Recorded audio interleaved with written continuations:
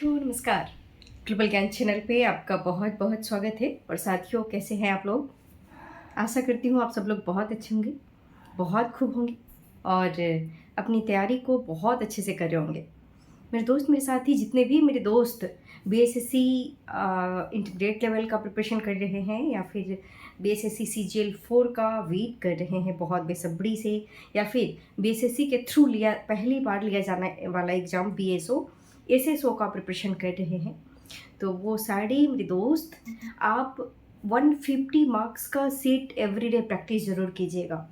कुछ भी करो, आप जिस तरीके से अन्न खाते हैं, पानी पीते हैं, भोजन करते हैं, सांस लेते हैं, घूमते हैं, फिरते हैं, उस तरीके से एक डाइट में इसको ज़रूर शामिल कीजिएगा। मेरी ये बहुत आपसे विनम्र अनुरोध होगा कि सेट प्रैक्टिस बहुत मस्ट होता है। आप एग्ज़ाम देने से पहले जितनी ज़्यादा से ज़्यादा सेट प्रैक्टिस कीजिएगा, उसका डिक्लेरेशन देखना है, आपकी क्या क्या कमियां हैं। जैसे कि एक सेट बनाते हैं, उसमें आपको बहुत सारे मैथ के क्वेश्चंस आते होंगे। मैथ के क्वेश्चंस में बहुत सारे जैसे कि फार्मूलाज हो गया, तो 2-3 ऐसे फार्मूलाज आएंगे, मेंसुरेशन का हो, चाहे वो अलजेब्रा का हो या फिर ट्रिग्नोमेट्री का हो, किसी भी पार्ट का हो, बार बार आपको सताएगा।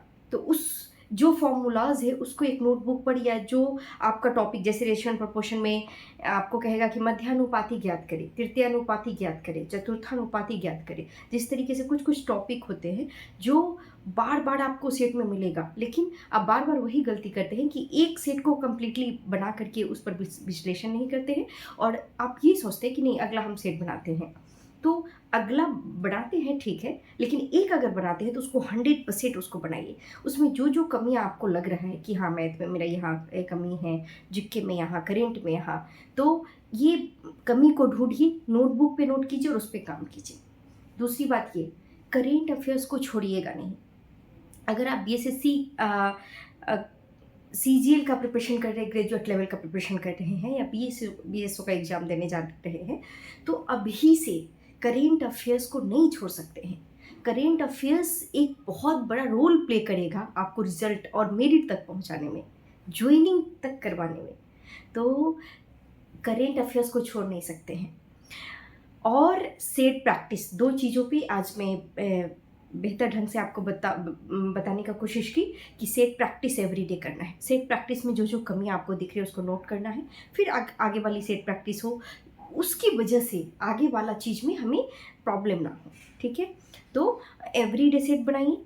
आपकी अगर एबिलिटी है वन सेट बनाने का, उसका डिक्लेरेशन पढ़ने का, उसका पूरा एक्सप्लेनेशन बैक में दिया हुआ भी रहता है, उसको भी बनाइए। गूगल पे सर्च कीजिए, बहुत सारे क्वेश्चंस ऐसे होंगे जो आपके मन में आएगा कि नहीं, मैं किन से पूछूँ, इनसे पूछूँ, उनसे पूछूँ, उनसे पूछूँ, लेकिन एक गूगल एक बहुत बड़ा सॉल्यूशन है आपके पास। उसको गूगल लेंस निकालिए, उसको लीजिए और उसका आंसर फाइंड आउट कीजिए। सारा अवेलेबल है गूगल पे।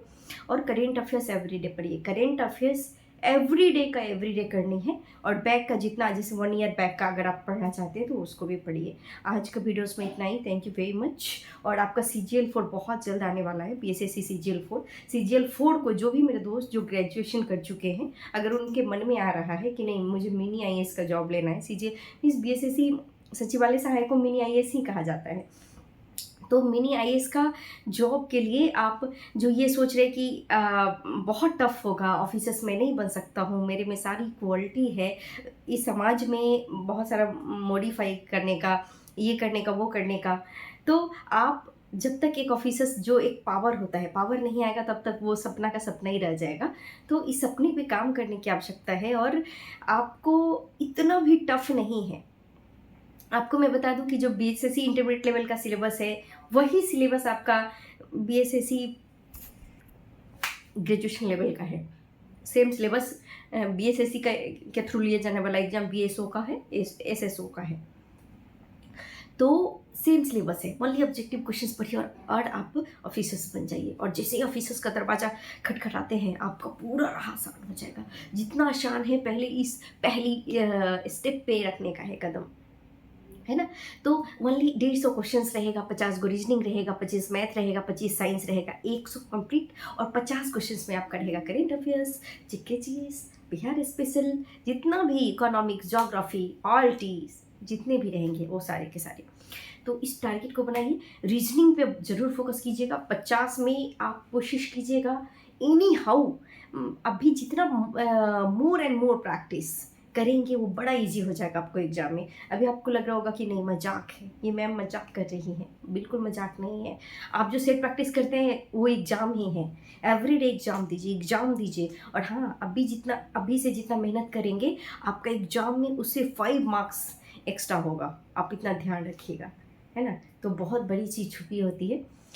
तो चलिए मेरे दोस्त, मेरे साथी, ऑफिसर्स बनकर मिलेगा। Thank you very much. जय Hind, love you, bye bye, Bharat माता की जय।